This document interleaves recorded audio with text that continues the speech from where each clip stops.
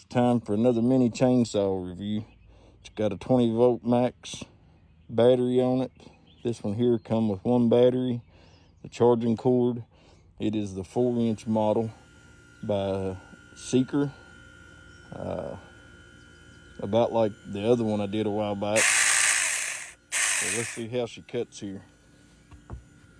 It's a piece of old, what is this, driftwood.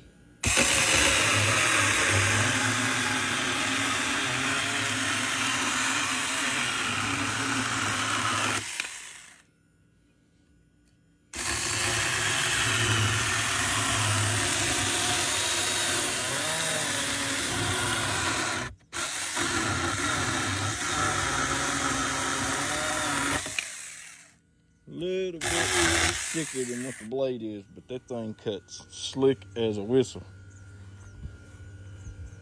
Get you one picked up. Here's a saw we just used.